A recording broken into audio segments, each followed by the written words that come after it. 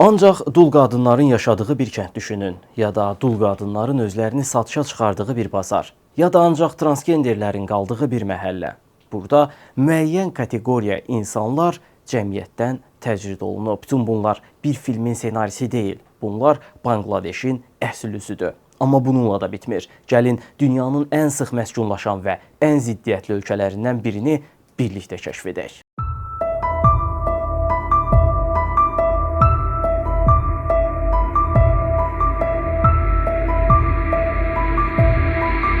Bangladeş Cənub-Şərqi Asiyada, Hindistanın yanında yerləşən kiçik bir dövlətdir. Əslində vaxtilə Şərqi Pakistan adı ilə Pakistana bağlı idi. Lakin 1971-ci ildə Şeyx Mucibur Rəhmanın rəhbərliyi ilə müstəqilliyini qazanıb. Ancaq həmin gündən bəri bu ölkəyə nə sabitlik, nə də əmin-amanlıq tam mənası ilə gəlib. Burada 175 milyondan çox insan yaşayır. Əhalinin təxminən 90% müsəlman, 9% isə Hindu dininə mənsubdur. Ölkənin paytaxtı Dəkkə şəhəridir. Təkcə şəhərin mərkəzi hissəsində 12 milyondan çox insan yaşayır. Bu isə hər kvadrat kilometrə 33 mindən artıq insanın düşməsi deməkdir və Dəkkəni dünyanın ən sıx məskunlaşmış şəhərlərindən birinə çevirir. Dəkkə dünyanın ən çirkli 3 şəhərindən biri hesab olunur. Hətta daxil olan kimi havanın çirkliliyi insan sağlamlığına ciddi təsir göstərir. Şəhərdəki nəqliyyat sistemi isə dünyanın ən qarışıq sistemlərindən biridir. Avtobus sürücüləri demək olar ki, heç kimə güzəşt etmirlər. Əks istiqamətdə hərəkət etmək adi hal sayılır və maşınların yol açmaq üçün bir-birinə toxunması belə təəccüb doğurmur. Tıxaclar o qədər ağır olur ki, bəzən cəmi bir neçə kilometrlik məsafəni qət etmək üçün 3-4 saat vaxt sərf edilir. Bu da insanlarda ciddi narahatlıq yaratdığı üçün bəziləri avtomobil dayananda düşərək yol kənarında tualet ehtiyacını ödəyir və sonra yenidən maşına minirlər. Bu orada kifayət qədər adi qəbul olunan bir mənzərədir. Kişilərin küçə divarlarını tualet kimi istifadə etməsinin qarşısını almaq üçün hökumət maraqlı bir üsul əl atıb. Şəhərdəki bir çox divarın üzərinə ərəb dilində sözlər yazılıb. Əhalinin böyük hissəsi müsəlman olsa da, ərəb dilini oxuya bilmədiyi üçün həmin yazıları müqəddəs ayələr hesab edir və hörmət əlaməti olaraq həmin divarlara yaxınlaşmırlar. Bu üsul cərimə tətbiq etməkdən daha təsirli nəticə verib. İndi isə küçələrdə rast gəlinən maraqlı bir ənənəyə baxaq. Burada hicra adlandırılan insanlar xüsusi mərasimlər keçirirlər. Onlar əsasən doğuşdan cinsiyyət xüsusiyyətləri fərqli olan şəxslərdir. Həm müsəlmanlar, həm də hindular onların dualarının və varlıqlarının xüsusi mənəvi gücə sahib olduğuna inanırlar. Hicralar ailələri və cəmiyyət tərəfindən kənarlaşdırıldıqları üçün birlikdə öz icmalarında yaşayırlar. Bir çoxları onları nə övlad, nə qonşu, nə də dost kimi qəbul etmək istəyir. Hətta onların ibadət etməsi və təhsil alması üçün dövlət xüsusi ibadət məkanları və məktəblər də tikib. Dolanışıqlarını yeni doğulan körpələrə xeyir dua verərək aldıqları bəxşişlər, küçələrdə dilənçilik və müxtəlif ictimai yardımlar hesabına təmin edirlər. Bangladeşdə toxunulmazlar adlandırılan bir qrup da yaşayır. Onlar özlərini Dalit, yəni əzilənlər adlandırırlar və həqiqətən də nə müsəlmanlar, nə də hindular onlara toxunurlar. Onlar cəmiyyətin ən aşağı təbəqəsi hesab olunur və əsasən təmizlik, kanalizasiya kimi ağır işlərdə çalışırlar. Hətta onların yaşadığı məhəllələr belə digər insanlardan ayrı saxlanılır. Əgər hardasa çay içirlərsə, onlara ayrıca və ya sınıq stəkanlarda xidmət göstərilir. Kanalizasiya xətlərini təmizləmək üçün gündəlik işə çağırılan bu insanlar maska, əlcək və xüsusi çəkmə olmadan işləyirlər. Bunun müqabilində isə gündə cəmi 3-4 dollar qazanırlar. Ən şanslıları bələdiyyənin təmizlik işçiləri sırasına qəbul edilənlərdir. Bu halda bütün ailə bələdiyyəyə məxsus Harican koloniyalarındakı cəmi 6 kvadrat kilometrlik bir otaqlı evlərdə yaşayır. İşdən ayrıldıqları təqdirdə isə həmin evi də itirirlər və evsiz qalırlar. Bu mənzərə qarşısında kədərlənməmək mümkün deyil. Ümid etmək qalır ki, bir gün bu insanlar da daha rahat və firavan həyat sürə biləcəklər. Bangladeşdə saçını və saqqalını xına ilə qırmızı rəngə boyamış çoxlu kişi görmək mümkündür. Bu mənzərə xüsusilə turistlər üçün olduqca maraqlı görünür. Bunun səbəbi İslam peyğəmbəri Həzrət Məhəmmədə aid edilən ağ saçları dəyişmək üçün xına və kətan bitkisindən istifadə etməyi tövsiyə edən hədislə əlaqədardır. Ölkədə yoxsulluq o qədər geniş yayılıb ki, insanlar yaşamaq üçün hər gün işləməyə məcburdular. Bəs bu qədər kasıb olduqları halda niyə əhali bu qədər çoxdur? Səbəblərdən biri odur ki, ölkədə uzun illər pensiya sistemi demək olar ki, mövcud olmayıb. Buna görə də uşaqlar yaşlılıq təminatı kimi qəbul edilir. Ailələr isə çox sayda övlad sahibi olmağa çalışırdılar. Digər tərəfdən, kənd təsərrüfatı bu gün də əsasən əl əməyi ilə aparılır. Çoxuşaqlı ailələr daha çox işçi qüvvəsi deməkdir. Məhz bu iki amil kiçik əraziyə malik ölkənin əhalisinin 175 milyonu keçməsinə və dərin yoxsulluğun formalaşmasına səbəb olub.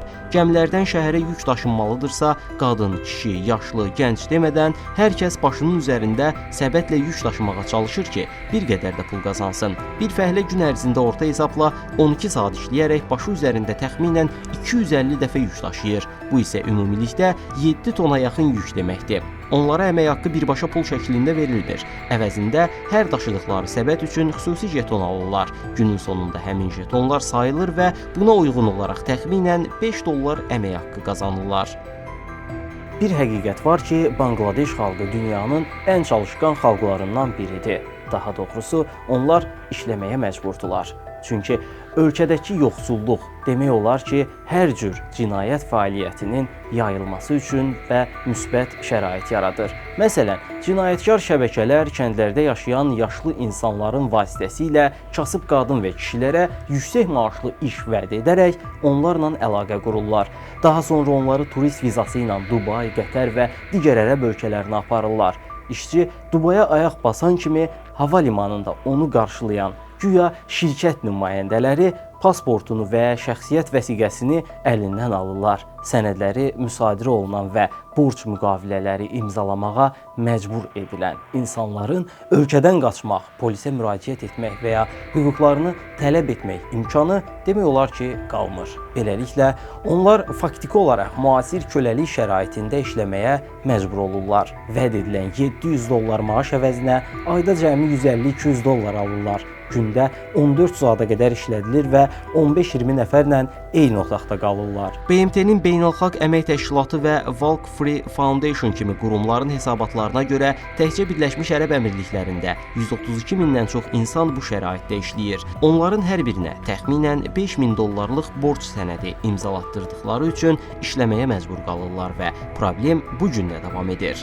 Banqladeşdə dövlət nəzarətinin və hüququn zəif tətbiq olunduğu, öz daxili qaydaları ilə işləyən bəzi qəsəbələrdə mövcuddur. Təəssüf ki, ağır yoxsulluğun içində yaşayan ailələrin uşaqları və ya aldadılaraq həmin bölgələrə gətirilən qadınlar özlərini bir anda divarlarla əhatə olunmuş, qeyri-rəsmi bir dünyanın içində tapırlar. Bu ərazilərə düşən insanların oradan çıxması demək olar ki, mümkünsüzdür. Beynəlxalq İnsan Hüquqları Təşkilatlarının hesabatlarında qeyd olunur ki, bəzi yerlərdə gənc qızların fiziki inkişafını surətləndirmək məqsədi ilə ağır kimyəvi preparatlardan istifadə edildiyi də sənədləşdirilib. Əhalisinin böyük hissəsi kifayət qədər mühafizəkar olan bir ölkədə belə yerlərin hələ də mövcud olması həqiqətən də təəccüb doğurur. Əgər Banqladeşdə qəbul imtahanı verəcəksənsə, diqqətli olmalısan, çünki uzun müddətli həbs cəzasına məhkum edilə bilərsən. Çünki imtahan dövründə ölkədə çox sərt qaydalar tətbiq edilir. Əgər 15 yaşdan yuxarı hər hansı bir şagird imtahanda köçürmə edərkən yaxalanarsa, 5 ilə qədər həbs cəzası ala bilər.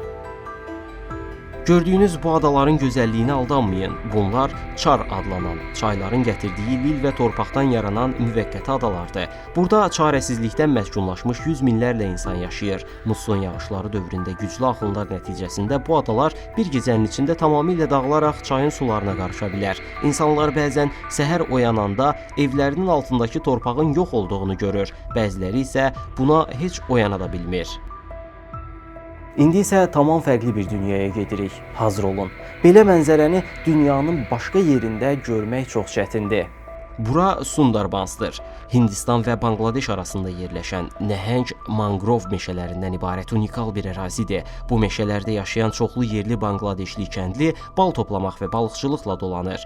Ancaq onlar çox böyük təhlükə ilə üz-üzə olduqlarını da yaxşı bilirlər. Sundarbans dünyanın ən böyük və ən aqressiv, ən təhlükəli timsah növlərindən biri olan duzlu su timsahlarının yaşayış məskənidir. Uzunluğu 6 metrə, çəkisi isə 1,5 tona çatan bu timsahlar dünyanın ən güclü dişləmə qüvvəsinə malikdir və ərazilərinə girən hər kəsə qarşı son dərəcə aqressiv davranırlar. Lakin yerli əhalinin ən çox qorxduğu canlı bu timsahlar deyil. Onlar üçün daha təhlükəli olan canlı Benqal pələngidir.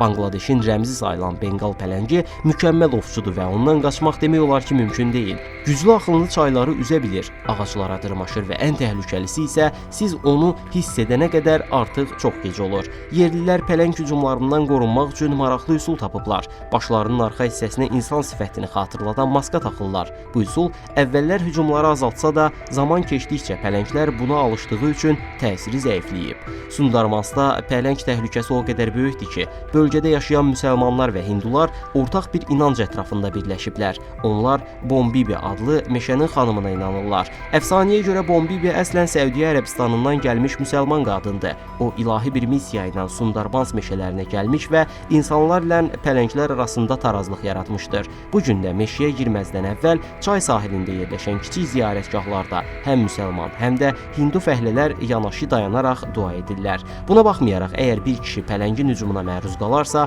kənd sakinləri bunu onun həyat yoldaşının gizli günahları, uğursuzluğu və ya Bombibinin qəzəbləndirilməsi ilə əlaqələndirirlər. Əri pələng tərəfindən öldürülən qadın uğursuz hesab edilir. Hətta öz ailəsi belə ondan üz döndərir. Bu qadınlar çarəni özləri kimi cəmiyyət tərəfindən kənarlaşdırılmış dul qadınlarla birlikdə yaşamaqda tapırlar. Onlar ayrıca kəndlər salırlar. Bu yaşayış məntəqələri dul qadınlar kəndi adlanır. Hazırda belə təxminən 20 kənd mövcuddur və burada ərlərini pələng hücumlarında itirmiş 3-5 minə yaxın qadın yaşayır. Bangladeş qurularkən heç kim belə gələcək təsəvvür etmirdi. Əslində, ölkə dünyanın ən zəhmətkeş xalqlarından birinə sahibdir. Düzgün kənd təsərrüfatı siyasəti tətbiq olunsa, ölkə dünyanın ən məhsuldar torpaqlarından maksimum fayda əldə edə bilər. Burada il ərzində 6 fəsil yaşanır və eyni torpaqdan dəfələrlə məhsul yetirmək mümkündür. Ümid edək ki, Bangladeş xalqı bir gün yoxsulluqdan uzaq, ədalətli, firavan və təhlükəsiz həyat yaşayacaq. Bangladeş haqqında bu qədər. Başqa hansı mövzulara toxunmağımı istəyirsinizsə, rəy bölməsində və ya açıqlama hissəsindəki əlaqə vasitələrindən mənə yaza bilərsiniz. Özünüzə yaxşı baxın. Görüşənədək.